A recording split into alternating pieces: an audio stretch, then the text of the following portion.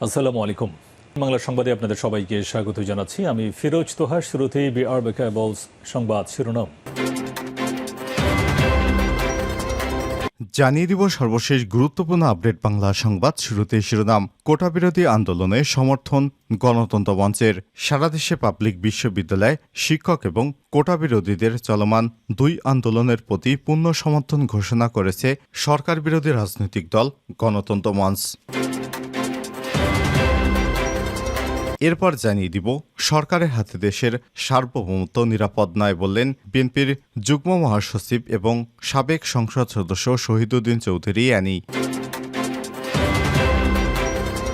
এদিকে ভয়াবহ রূপ নিয়েছে কুড়িগ্রামের বন্যা, সীমাহীন দুর্ভোগ। দূর থেকে বোঝার উপায় নেই এটি একটি প্রাথমিক বিদ্যালয়। কাছে গেলে দেখা যায় একটি দোতলা টিনের ঘর পানিতে ভাসছে। আশেপাশের লোকজনকে জিজ্ঞেস করে জানা যায় এটি মাঝেরচর আদর্শ সরকারি প্রাথমিক বিদ্যালয়। বিদ্যালয়টি 2004 সালে কুড়িগ্রাম সদর উপজেলার মোগলবাসা ইউনিয়নের মাঝেরচরে স্থাপিত। এবারে জানাবো তিস্তার ভাঙনে দিশেহারা মানুষ, শতাধিক বসতভিটা বিলীন। তিস্তার তীব্র ভাঙনে দিশেহারা হয়ে পড়েছে লালমনিরহাটের মানুষ। জেলার 5 উপজেলার অন্তত 14টি পয়েন্টে ভাঙন শুরু হয়েছে। গত 2 সপ্তাহে তিস্তা নদীর তীরবর্তী প্রায় শতাধিক বসতভিটা বিলীন হয়ে যায়।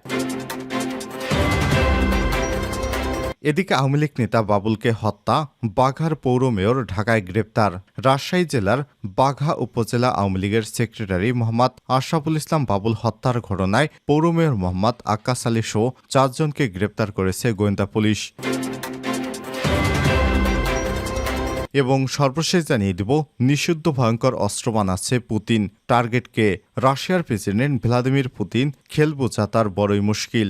যখনই মনে করছেন পশ্চিমারা পুতিনের হাঁটু টুটি চেপে ধরছে, তখনই অন্য কৌশলে পথ খুঁজছেন তিনি। এবার দাবার ছকের খেলায় নতুন করে চেকমেট দিলেন পুতিন। স্নায়ুযুদ্ধের সময় থেকে নিষিদ্ধ মিসাইল বানানো দিয়েছেন তিনি। যুক্তরাষ্ট্রের সঙ্গে এক চুক্তির কারণে এতদিন পর্যন্ত মাঝারি পাল্লার ওই মিসাইল বানানো বন্ধ রেখেছিলেন তিনি, ওয়াশিংটন এবং মস্কো। তবে এবার উল্টো পথে এগোচ্ছেন রাশিয়ার প্রেসিডেন্ট ভ্লাদিমির পুতিন। তিনি সেই নিষিদ্ধ অস্ত্র আবারও বানাতে শুরু করেছেন। তবে এবারের টার্গেট তার হচ্ছে পশ্চিমারা। প্রিয় দর্শক, এতক্ষণ শুনছিলেন সংবাদ শিরোনাম, এবারে বিস্তারিত। তবে তার আগে বন্ধুরা, আপনি কোন স্থান থেকে আমাদের সংবাদটি দেখছেন কমেন্ট করে জানিয়ে দিন এই সংবাদ সম্পর্কে আপনার মূল্যবান মতামত। প্রিয় দর্শক, আপনি যদি আমাদের চ্যানেলে নতুন হয়ে থাকেন, ভিডিওটি দেখতে দেখতে চ্যানেলটি সাবস্ক্রাইব করে রাখুন, যাতে করে বন্ধুরা আমাদের লেটেস্ট আপডেট সংবাদগুলো সবার আগে আপনার কাছে পৌঁছে যায়। আর অনুরোধ থাকবে এই ভিডিওটিতে একটি লাইক দিয়ে আমাদের সঙ্গেই থাকুন। এবারে বিস্তারিত। কোটা বিরোধী আন্দোলনে সমর্থন গণতন্ত্র মঞ্চের। সারা দেশে পাবলিক বিশ্ববিদ্যালয়ে শিক্ষক এবং কোটা বিরোধীদের চলমান 2 আন্দোলনের প্রতি পূর্ণ সমর্থন ঘোষণা করেছে সরকার বিরোধী রাজনৈতিক জোট গণতন্ত্র মঞ্চ।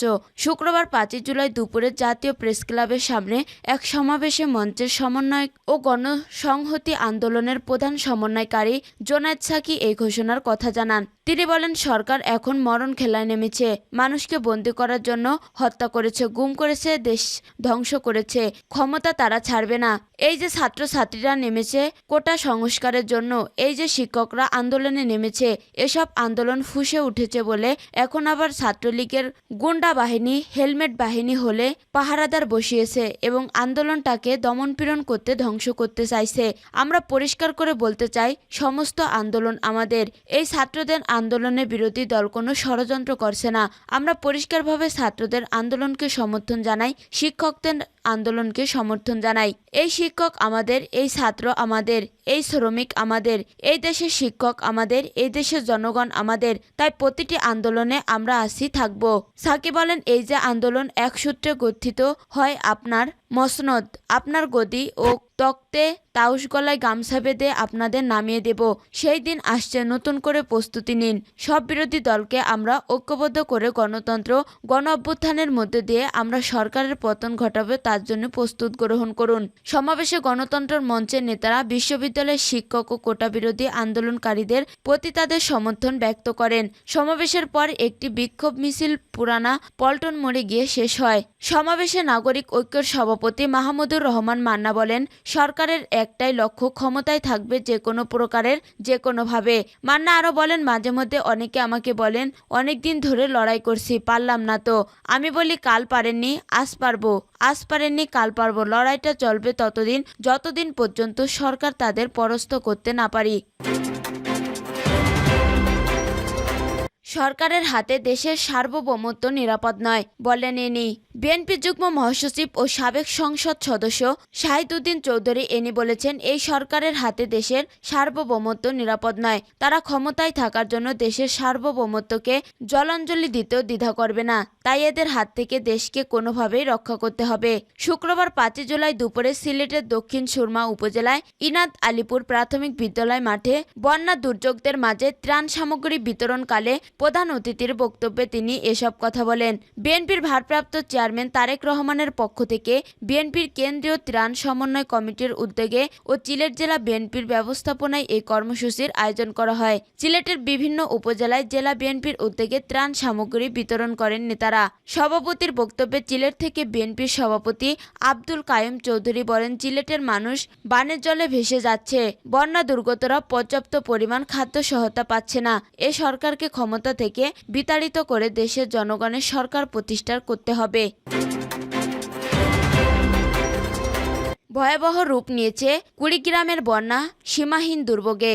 দূর থেকে বোঝার উপায় নাই এটি একটি প্রাথমিক বিদ্যালয়। কাছে গেলে দেখা যায় একটি দোতলা টিনের ঘর পানিতে ভাসছে। আশেপাশের লোকজনকে জিজ্ঞেস করে জানা যায় এটি মাঝের চর আদর্শ সরকারি প্রাথমিক বিদ্যালয়। বিদ্যালয়টি 2004 সালে কুড়িগ্রাম সদর উপজেলায় মোগলবাসা ইউনিয়নের মাঝের চরে স্থাপিত হয়। সরেজমিনে দেখা গিয়েছে বিদ্যালয়টি শুধু চাল ভেসে আছে। বারান্দা, বাথরুম সহ বিদ্যালয়ে যাওয়ার একমাত্র কাঠের ব্রিজটি পানির নিচে ডুবে গেছে। বিদ্যালয়ের পাশের গ্রামের হামিদা খাতুন কালবেলাকে বলেন, স্কুল ডুবে যাওয়ার কারণে বাচ্চা কাচ্চারা স্কুলে যেতে পারে না। পাশেই একটি ঘর ভাড়া নিয়ে ক্লাস করাচ্ছেন শিক্ষকরা। হাসনা খাতুন বলেন, উত্তর মাঝের চর স্কুল পানিতে ডুবে গেছে। ছেলেমেয়েরা স্কুলে যেতে পারে না, খুব সমস্যা হয়ে গেছে। বিদ্যালয়ের সহকারী শিক্ষক মহসিনা বেগম আঞ্জু বলেন, প্রায় 1 মাস থেকে আমাদের স্কুল পানির নিচে রয়েছে। আমরা পাশে একটা ঘর ভাড়া নিয়ে স্কুলের কার্যক্রম চালিয়ে যাচ্ছি। প্রায় 80 জন ছাত্রছাত্রী রয়েছে স্কুলে। ভবনের অভাবে সঠিকভাবে পাঠদান ব্যাহত হচ্ছে। কুড়িগ্রাম জেলা প্রাথমিক শিক্ষা কর্মকর্তা নবেজউদ্দিন জানান, কুড়িগ্রামে চর ও চর তীরবর্তী এলাকায় মোট 280 সরকারি প্রাথমিক বিদ্যালয় রয়েছে।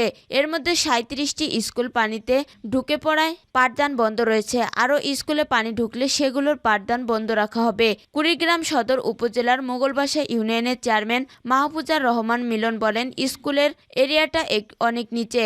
আমরা প্রজেক্ট আনার চেষ্টা করছি, আশা করছি দ্রুতই ব্যবস্থা হয়ে যাবে। জেলা প্রশাসক মোহাম্মদ সাইদুল আরিফ জানান, বানভাসীদের মাঝে 3267 প্যাকেট শুকনো খাবারের প্যাকেট এবং 90 টন চাল ও 10 লাখ টাকা বিতরণ করা হয়েছে। আরও মজুত আছে 500 টন চাল ও 30 লাখ টাকা, যা পর্যায়ক্রমে বিতরণ করা হবে। তিস্তার ভাঙনে দিশেহারা মানুষ, শতাধিক বসতভিটা বিলীন। তিস্তার তীব্র ভাঙনে দিশেহারা হয়ে পড়লেন লালমনিরহাটের মানুষ। জেলার 5 উপজেলার অন্তত 30টি পয়েন্টে ভাঙন শুরু হয়েছে। গত 2 সপ্তাহে তিস্তা নদীর তীরবর্তী প্রায় শতাধিক বসতবাড়ি বিলীন হয়েছে। সরেজমিনে তিস্তা নদীর ভাঙন এলাকায় গিয়ে দেখা যায়, তৃতীয় দফা বন্যার পানি নেমে যাওয়ার সঙ্গে সঙ্গে লালমনিরহাট সদর উপজেলার গোকুন্ডা, রাজপুর ও খুনিয়াগাছা ইউনিয়নের কয়েকটি পয়েন্ট এবং জেলার আদিতমারি উপজেলার মহিষকুচা ইউনিয়নের কয়েকটি পয়েন্ট নদী ভাঙন তীব্র আকার ধারণ করেছে। গত 24 ঘন্টায় জেলার আদিমমারি উপজেলার মহিষকুচা ইউনিয়নের দক্ষিণ গোবন্ধন চর এলাকায় 8টি বসতভিটা নদীগর্ভে বিলীন হয়েছে মসজিদ, মন্দির সহ অন্যান্য স্থাপনাও। হুমকিতে রয়েছে শিক্ষা প্রতিষ্ঠান সহ নানা স্থাপনা। এদিকে বসতভিটা হারা মানুষ ঠাঁই নিচ্ছেন অন্যের জমিতে। ভাঙন কবলীদের অভিযোগে ভাঙনরোধে সংশ্লিষ্ট কর্তৃপক্ষ সময়মতো কার্যকর পদক্ষেপ না নেওয়ার প্রতিবছরই নদী ভাঙনের শিকার হচ্ছে তাদের। তবে ইতিমধ্যে ভাঙন ঠেকাতে পানি উন্নয়ন বোর্ড জরুরি ভিত্তিতে বালু ভর্তি জিও ব্যাগ ফেলার কাজ শুরু করেছে। গত মাসে 2 বার ভারতের উজানে ঢল ও ভারী বৃষ্টিপাতে তিস্তায় সৃষ্ট বন্যা পরিস্থিতি তৈরি হয়েছিল। বর্তমানে নদীর পানি নেমে গেলেও নদী ভাঙনে দিশেহারা হয়ে পড়েছে তিস্তা পাহাড়ের মানুষ। নিম্ন অঞ্চল ও চর অঞ্চলে দেখা গিয়েছে চরম ভোগান্তি। নদী ভাঙনের শিকার তিস্তা গোবন্ধন এলাকার বাসিন্দা আব্দুর রশিদ জানান, তিস্তার পানি নেমে যেতে না যেতেই আমাদের আবাদি জমি ও বসতভিটা বিলীন হয়েছে। বাড়ি সরিয়ে অন্যের জমিতে আশ্রয় নিয়েছি। সদর উপজেলার খুনিয়াগাছ ইউনিয়নে নদী ভাঙনের শিকার আসগর আলী বলেন, যেটুকু আবাদি জমি ছিল তা এখন তিস্তার পেটে। নদী এখন বসত বাড়ির কাছে। বাড়ি সরিয়ে কোথায় নিয়ে যাব? আমার তো আর কোনো জমি নেই। আওয়ামী লীগ নেতা বাবুল হত্যা, বাগার পৌর মেয়র ঢাকায় গ্রেপ্তার। রাজশাহী জেলার বাগা উপজেলার আওয়ামী লীগের সেক্রেটারি মোহাম্মদ আশরাফুল ইসলাম বাবুল হত্যার ঘটনায় পৌর মেয়র মোহাম্মদ আক্কাস আলী সহ 4 জনকে গ্রেপ্তার করেছে গোয়েন্দা পুলিশ। শুক্রবার 5 জুলাই রাতে ডিবির অতিরিক্ত পুলিশ কমিশনার মোহাম্মদ হারুনুর রশিদ কালবেলাকে বিষয়টি নিশ্চিত করেছেন। তিনি জানান, বাঘা উপজেলার আওয়ামী লীগের সেক্রেটারি মোহাম্মদ আশরাফুল ইসলাম বাবুল হত্যার ঘটনায় বাগা থানায় একটি মামলা রুজু হয়। এই মামলার 1 নম্বর আসামি বাগা পৌর মেয়র মোহাম্মদ আক্কাস আলী সহ 4 জনকে গ্রেপ্তার করা হয়েছে। গ্রেপ্তার অন্যরা হলেন মজনু, টুটুল, আব্দুর রহমান ও স্বপন। আসামিদের গোয়েন্দা মতিঝিল বিভাগ গ্রেপ্তার করে রাজশাহী জেলা পুলিশের কাছে হস্তান্তর করা হয়েছে বলেও জানিয়েছে ডিবি পুলিশ। উল্লেখ্য, গত 22 জুন বাগা উপজেলার পরিষদ চরত্রের সামনে পৌর মেয়র আক্কাসের একটি বিরুদ্ধে মানববন্ধন করে বাগা উপজেলা আওয়ামী লীগ। এ সময় পৌর মেয়রের নেতৃত্বে সে মানববন্ধনে হামলা চালানো হয়। ঘটনার সময় বাগা উপজেলায় আওয়ামী লীগের সাধারণ সম্পাদক আশরাফুল ইসলাম বাবুল গুরুতর আহত হন। তাকে হাসপাতালে নেওয়া হলে গত 26 জুন রাজশাহী মেডিকেল কলেজ হাসপাতালে চিকিৎসাধীন অবস্থায় মারা যান তিনি।